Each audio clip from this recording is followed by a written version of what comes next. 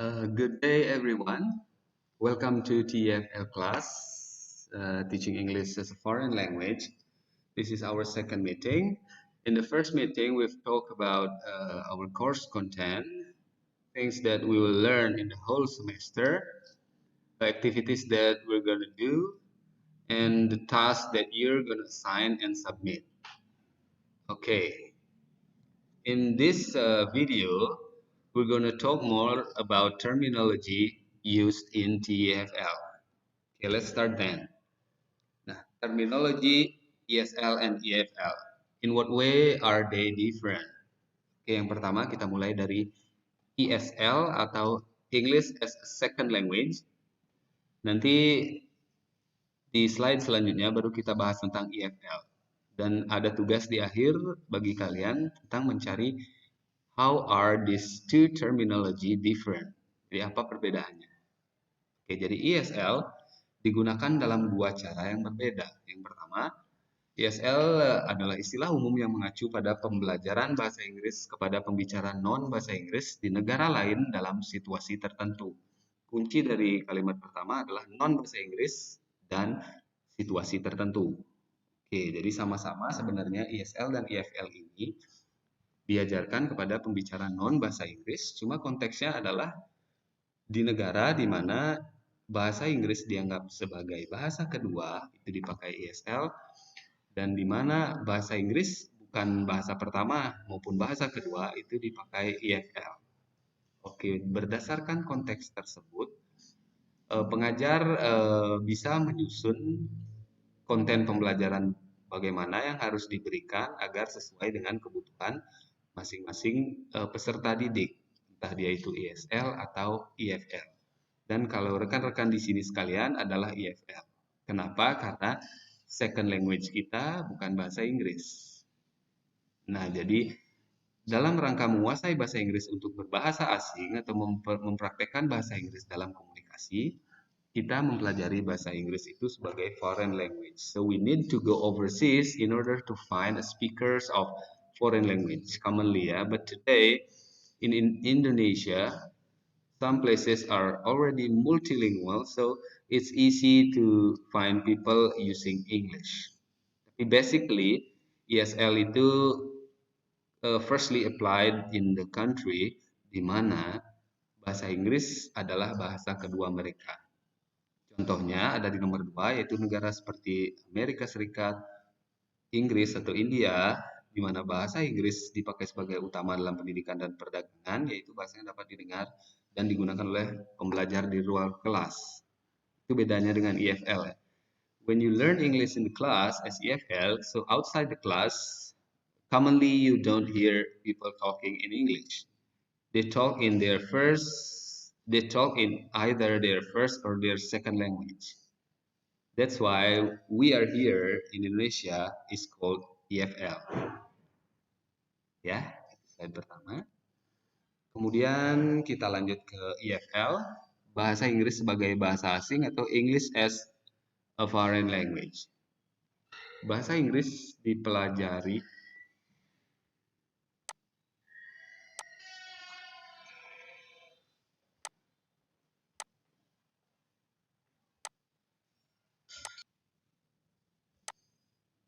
Oke, jadi bahasa Inggris sebagai bahasa asing atau EFL. Bahasa Inggris dipelajari untuk membantu para pembelajar agar dapat berkomunikasi dengan orang lain yang berasal dari berbagai negara yang menggunakan bahasa yang berbeda dengan dirinya. At the first place, the basic concept is to communicate with other people. Now, so many people want to do the same, so it then developed into certain kind of material which become TEFL atau mengajar bahasa Inggris as a foreign language, sebagai bahasa asing. Awalnya memang hanya agar kita mampu berkomunikasi. Kemudian cara pembelajarannya disebut TEFL. Kemudian teori menurut Harvard 2007, pembelajar mempelajari bahasa Inggris sebagai bahasa asing agar dapat berbicara dengan pengguna bahasa Inggris lainnya dari berbagai dunia. Nah, ini supporting sentences for the first point. Kemudian bahasa Inggris di Indonesia dipelajari sebagai EFL as what we have been discussed previously, karena bahasa Inggris tidak menjadi bahasan utama dalam pendidikan dan perdagangan. Ini maksudnya secara umum memang di pendidikan dan perdagangan kita tidak memakai bahasa Inggris kecuali dalam konteks tertentu. Di kelas bahasa Inggris ya tentu saja kita memakainya. Maksudnya di pembelajaran secara umum memang tidak, karena first language kita bukan English. Jadi di pendidikan yang dipakai adalah first language, in explicit content baru kita pakai other language. Dan perdagangan pun demikian. Dan juga aspek-aspek lainnya selain pendidikan dan perdagangan. Oleh sebab itu, masih konteks IFL itu sebagai bahasa asing, bukan bahasa kedua kita. Kemudian poin keempat, konteks pembelajaran bahasa Inggris di Indonesia mayoritas terjadi di dalam kelas. Ya, karena kita belajar bahasa Inggris di kelas, ketika keluar kelas, bahasa Inggris tidak dipakai lagi. Seperti yang sudah saya jelaskan di slide sebelumnya. Oleh karena itu, tugas kita sebagai teacher of English as a Foreign Language maupun peserta didik dari English as a Foreign Language itu adalah menyesuaikan metode, strategi pembelajaran yang tepat untuk mengakomodasi kebutuhan kita sebagai pembelajar bahasa Inggris as a foreign language. Tentu saja kebutuhannya belajar kita berbeda dengan siswa English as a second language karena bahasa Inggris bisa mereka temui di dalam maupun di luar kelas, sedangkan kita commonly temukan di dalam kelas saja. Oleh sebab itu, strategi dan metodenya itu yang harus menyesuaikan. Oke. Nah, di slide ini akan bisa kalian temukan perbedaan yang lebih jelas. Jadi pada dasarnya atau payung besarnya adalah TESOL atau TESOL, Teaching English to Speakers of Other Languages. Nah, itu teorinya Liu yang saya pakai in 1999. Ini mendeskripsikan teori dan proses pembelajaran bahasa Inggris kepada penutur non-bahasa Inggris. Itu basic konsepnya. TESOL bisa dibagi menjadi beberapa bagian. Yang pertama TESL, TEFL, Teaching English as a Second Language. Guru yang mengajar bahasa Inggris adalah penutur asli bahasa Inggris. Biasanya di TESL itu yang mengajar adalah native speaker-nya. Jika kalian semua yang ada di sini adalah siswa di negara yang English bukan native speaker kalian, kalian tidak bisa mengajar di TESL. Kita sebaiknya mengajar di TEFL based on the context of language used in our country. Nah, untuk TEFL sendiri, Teaching English as Foreign Language, guru yang mengajar kebanyakan adalah para penutur non-bahasa Inggris yang mengikuti pendidikan menjadi guru bahasa Inggris di mana bahasa Inggris itu dipelajari. Jadi awalnya kita sebagai peserta didik yang belajar English as a Foreign Language, kemudian kita menspesifikasikan skill di bidang tersebut. Ketika menjadi English teacher, tentu juga kita akan teaching English as a foreign language di Indonesia, because we're talking about Indonesian context. Oleh sebab itu nanti ketika kalian sudah tamat mengajar bahasa Inggris, tentunya juga mengajar bahasa Inggris sebagai foreign language. Jadi sekarang sudah banyak kita lihat native speaker pun bisa teach English as a foreign language di negara ini. Tapi kita tidak bisa mengajar teaching English as a second language because our native language is not English. The basic difference is in that point of view. So I think you got the point, because at the end you need to share the differences between TFL and TESL by using your own language. Okay, there are several factors affecting foreign language learning. Jadi ada beberapa faktor yang bisa mempengaruhi pembelajaran bahasa Inggris sebagai bahasa asing. Faktor yang pertama adalah age. Yang kedua intelligence, kemudian motivation, self-esteem, inhibition, risk-taking, learning style, dan tolerance of ambiguity. Jadi sebenarnya faktor yang mempengaruhi itu ada dua, internal factor dan external factor. faktor yang paling pertama adalah age. Ketika kalian nanti belajar bahasa Inggris di usia tertentu, ada beberapa faktor yang mempengaruhi dengan teman kalian yang belajar bahasa Inggris di usia yang berbeda. Dan ketika nanti kalian menjadi guru, mengajar bahasa Inggris kepada siswa dengan age yang berbeda itu, kalian harus menggunakan model pembelajaran yang berbeda juga. Oke, mari kita simak sedikit bagaimana age mempengaruhi pembelajaran bahasa Inggris sebagai bahasa asing. Nah, people want to know precisely when second language education should be started, particularly in formal school context. Nah, banyak penelitian yang mencari usia berapa sebenarnya yang paling tepat untuk mempelajari bahasa Inggris dalam konteks formal.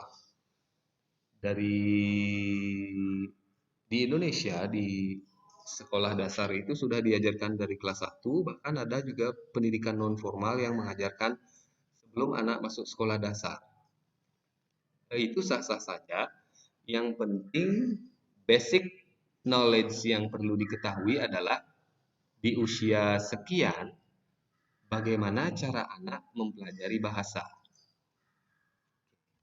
Ini ada tabelnya. Age can be differentiated in terms of language learner into 3, such as children, teenagers, and adults. Ketika nanti mengajar anak-anak, perhatikan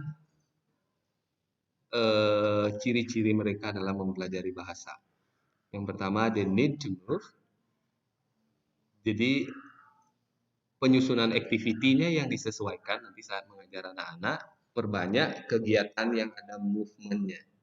Kalau anak-anak disuruh duduk saja, dan kalian lecturing dari awal sampai akhir, maka pembelajaran bahasa tidak akan maksimal. Oleh sebab itu, dengan mengetahui karakteristik belajar bahasa atau belajar anak pada umumnya, model dalam mengajarkan bahasa itu kita sesuaikan. Jadi di kelas, adakan movement sebanyak mungkin. Memang terlihat aneh belajar itu kok banyak bergerak kemana-mana, tapi that's the children way of learning. Kalian sesuaikan metode yang dipakai yang ada banyak requirement for students to do a movement. Misalnya seperti membuat grup dan sejenisnya. Kemudian kalau teenagers, they start to keep still for longer periods but still need to move. Nah, mereka bisa diam dalam waktu lebih lama tapi tetap adakan movement-nya. Jadi when you explain about theory at the first time atau at the beginning, di awal menit-menit awal itu kalian jelaskan teori, mungkin mereka masih duduk. Ketika sudah masuk ke practice, karena language adalah means of communication, jadi perbanyak aktivitas speaking, percakapan, interaksi, maka itu dilakukan setelahnya. Jadi still need to move itu terpenuhi. Kemudian untuk pembelajar adults yang kalian mengajar siswa yang dewasa, mereka able to keep still for longer periods. Nah, mereka bisa duduk lebih lama, jadi lecturingnya bisa diperbanyak di sini. Nah, dan perbedaan lain antara children, teenager, dan adult adalah di language acquisition device. Anak kecil itu punya namanya language acquisition device di kepalanya. Jadi ketika dia menyimak, mendengar, dia bisa menyimpan bahasa di kepalanya. Jadi seiring perjalanan waktu dia menyimak, mendengar, dia bisa otomatis memakai bahasa tersebut. Kalau di adults itu sudah tidak ada lagi yang namanya language acquisition device itu. Nah, istilah sederhananya, children language itu easy to learn, easy to forget. Kalau yang adult itu hard to learn, hard to forget. Jadi anak itu cepat dia belajar, cepat lupa. Adult itu susah, dia agak lama belajarnya, tapi lebih lama dia nempel. Makanya anak-anak itu sebenarnya kita taruh di komunitas yang berbahasa apapun, dia akan mengikuti bahasa itu. Oleh sebab itu, konteks sangat mendukung untuk pembelajaran children.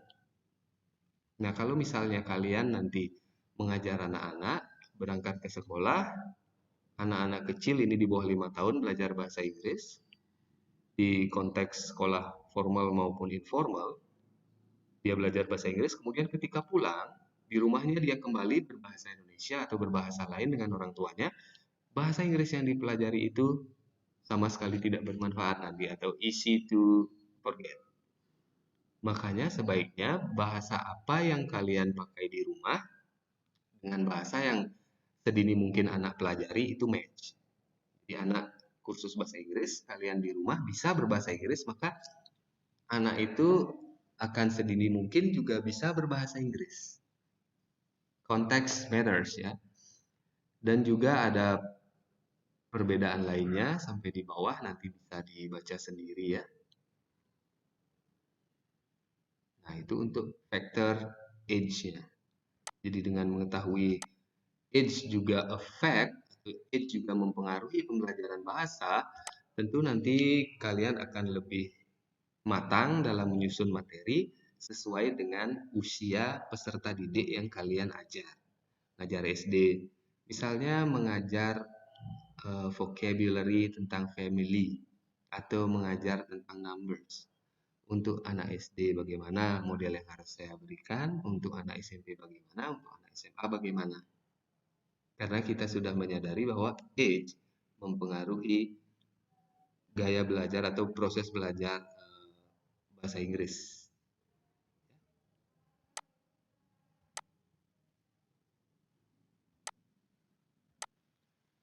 Faktor selanjutnya setelah age adalah intelligence. Intelligence ini refers to performance on certain kind of test. Definisi literalnya seperti itu. Jadi performa atau kemampuan kalian dalam melaksanakan sebuah tes. Jadi makin bagus intelligence-nya, makin the higher your intelligence, the better your performance will be in doing the test. Jadi literally seperti itu.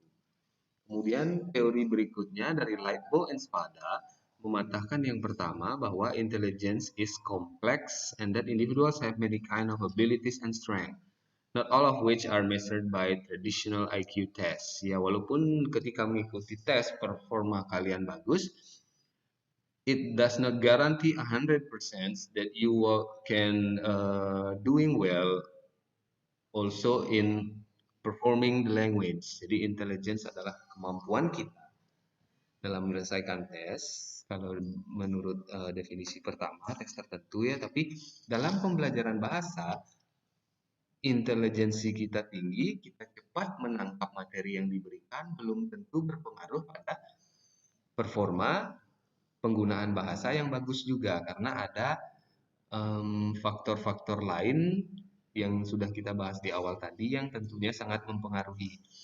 Tapi dengan memiliki intelijensi yang tinggi, kemampuan menangkap yang lebih cepat, itu adalah starting point yang bagus. Tapi tetap juga tidak menjadi faktor penentu utama bahwa kalian you are a good language learners when you have a high intelligence. Nah, ada faktor lain yang mempengaruhi juga. Itu pun tetap perlu kita pantau dalam pembelajaran bahasa, terutama ketika nanti kita menjadi guru ataupun ketika menjadi peserta didik. Kalian merasa, wah saya cepat menangkap apa yang disampaikan, tapi kenapa kok bahasa Inggris saya belum bagus ya? Berarti ada faktor lain yang mempengaruhi itu. Faktor berikutnya, mari kita simak lagi. Faktor selanjutnya adalah motivation. Nah, kalau intelligence kalian bagus, tapi motivation kalian rendah, itu juga akan mempengaruhi proses pembelajaran bahasa. Motivation itu akan menentukan seberapa besar usaha yang kalian berikan dalam proses pembelajaran itu sendiri. Nah, point number one, it's widely agreed that motivation is a key factor in second language or foreign language learning success. Nah, L2 itu maksudnya second language, L1 itu first language, dan FL adalah foreign language.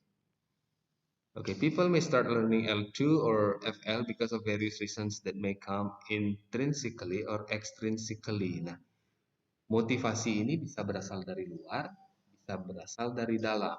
Nah, kalau kalian merasa diri kalian intelijensi bagus tapi motivasi rendah, dalam konteks sebagai pelajar sebagai peserta didik yang belajar bahasa Inggris sebagai foreign language, kalian harus temukan bagaimana caranya, entah itu dari internal atau eksternal, untuk meningkatkan motivasi. Salah satu hal paling mudah adalah ada yang namanya motivasi global. Sekarang saya belajar aja bahasa Inggris dulu. Kalau saya sudah menguasai, mungkin nanti ke depannya bahasa Inggris, kemampuan berbahasa Inggris saya akan ada fungsinya untuk karir, untuk kehidupan, dan aspek-aspek lain dalam hidup saya. Misalnya itu motivasi. Jadi bagi rekan-rekan di sini yang merasa motivasinya masih rendah, jadi pas di kelas itu lebih banyak diamnya, walaupun intelijensinya tinggi, saya paham maksud Mister ini begini, saya paham maksud Missnya begini, tapi motivasinya rendah, itu juga akan berpengaruh. Daripada rekan kalian yang intelijensinya rendah, tapi motivasinya tinggi, jadi dia lebih aktif, dia melakukan usaha yang lebih besar, sehingga proses pembelajaran bahasanya jadinya lebih lancar. Pengalaman saya sebagai pengajar bahasa Inggris di kelas itu, saya melihat mahasiswa yang intelijensinya tinggi, jadi the students understands faster than their friends, but they lack of motivation. So their performance is not better than their friends who have a higher motivation, even the other student have a low intelligence. Jadi motivasi itu sangat berpengaruh ya.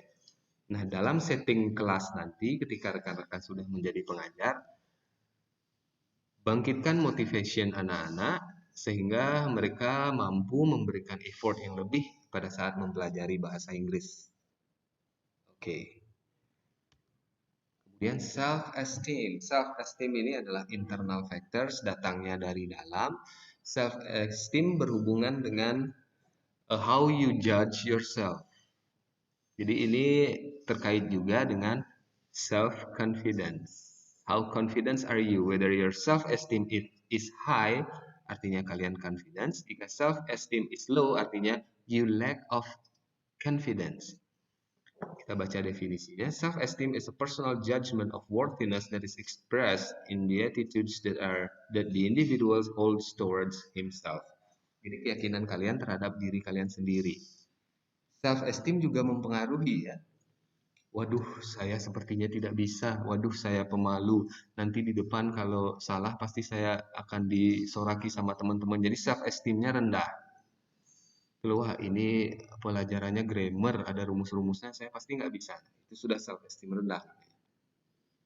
Jadi you raise up your student motivation. You also need to give a certain treatment for your students so that their self-esteem can be raised.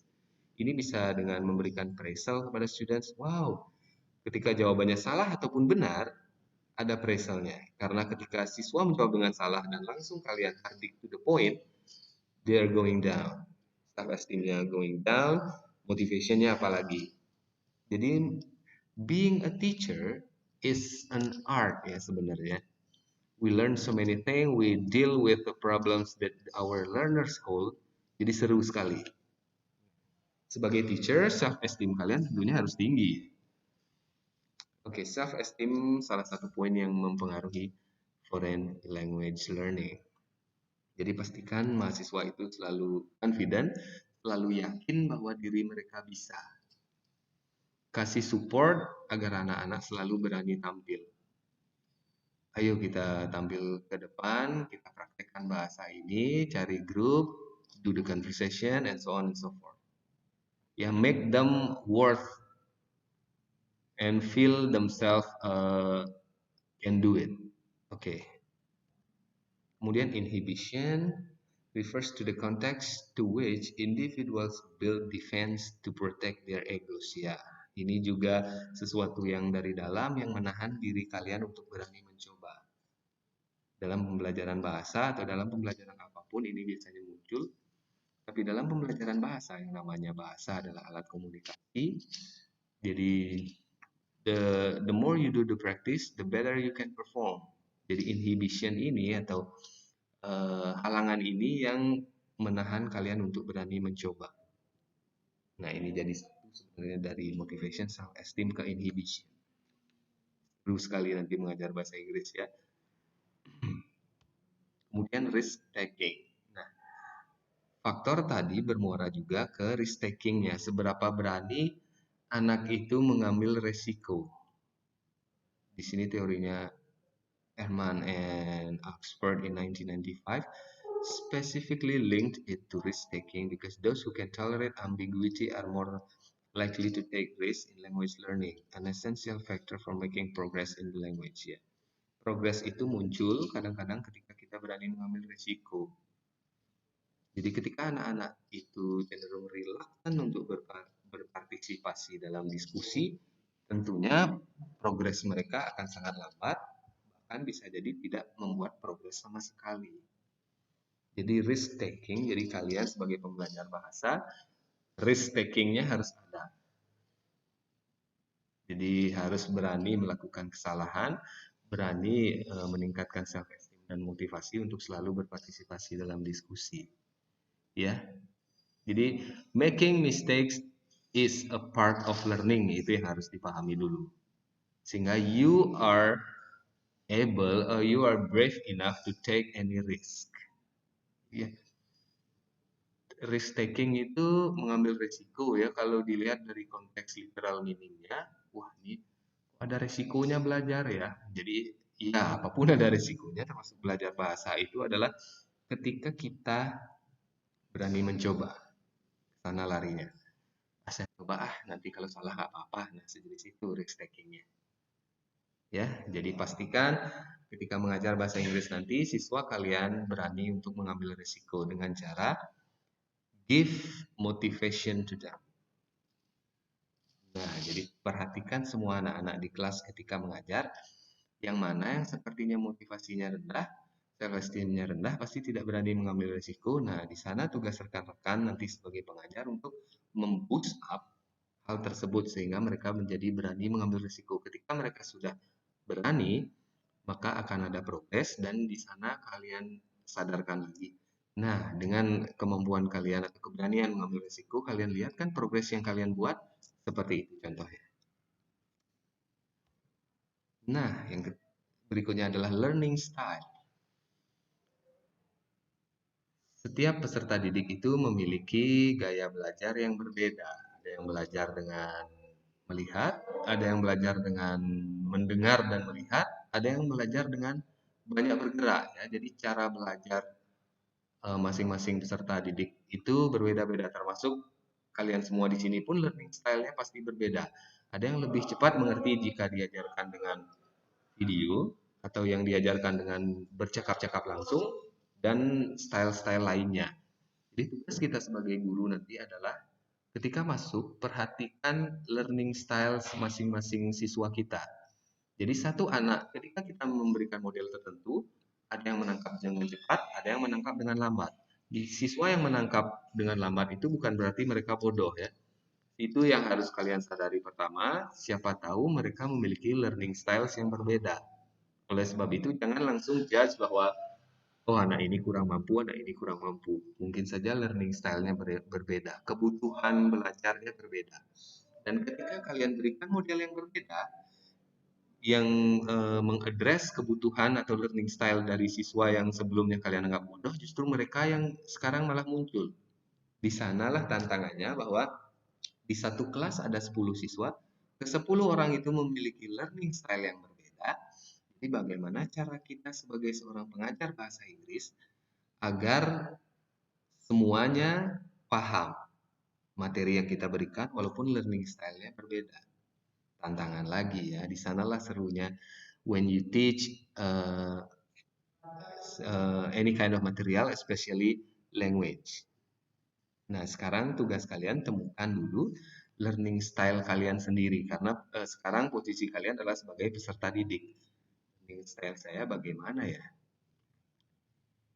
Nah, dengan mengetahui learning style kalian, kalian tahu bagaimana cara kalian belajar dengan tepat sehingga ketika nanti jadi guru ketemu siswa dengan learning style yang sama, kalian tahu cara mengajarnya. Pastikan juga kalian tahu bagaimana cara mengajar siswa dengan learning style yang berbeda-beda. Oke.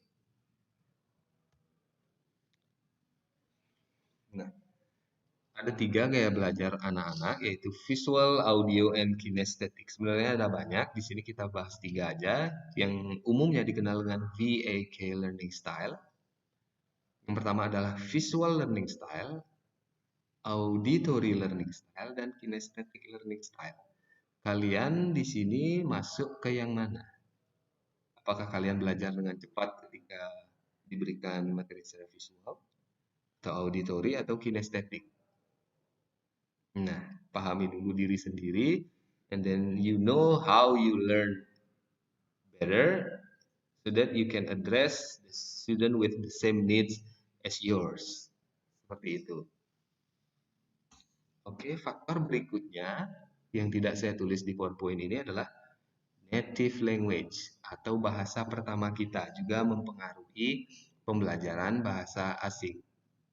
Karena secara mendasar atau konsep dasar dan struktur bahasanya kadang berbeda. Bahasa Indonesia misalnya, kita berbicara tentang mobil merah.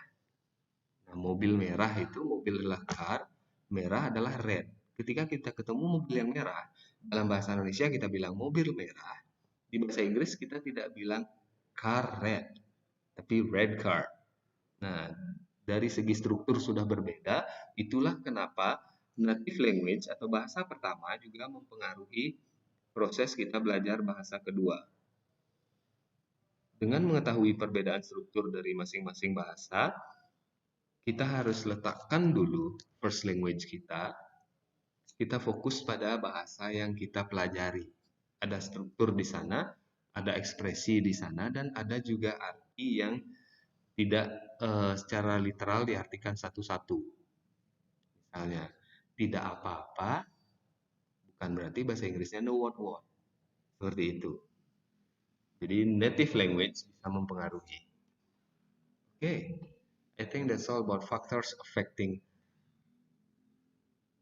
foreign language learning. Now we've come to the exercise to keep you busy at home. There are 4 questions here. You can find the answer in the preview slide, or of course you can browse in the internet for another sources of answer. And then we can do a discussion in a WhatsApp group. Okay, the question number 1 is why English is said as an international language? Explain. Please give reason why English should be learned by EFL student. Why do you as a student learn English? And the third one, what's the difference or differences between ESL and EFL? You explain by using your own word. When you got the difference on Google or on the internet, you read it, don't copy paste. Read, you understand, and re-explain with your own word. Now, you need to have motivation, self-esteem, and you must be there to take a risk. Explain using your own word. Jelaskan dengan menggunakan kata-kata sendiri. Nah, yang keempat tidak saya jelaskan di sana. Saya biarkan kalian melakukan yang namanya discovery learning. Jadi siswa dengan kebutuhan atau learning styles yang auditory dan kinestetik mungkin kurang menikmati proses pembelajaran seperti ini karena ini hanya visual saja kebanyakan. Okay, so I stop the lecturing and let you discover more tentang perbedaan antara visual, audio, dan kinesthetic learning style. Okay, I think that's all for our second meeting. See you again on the next meeting. Have a nice day. Goodbye, everyone. Thank you.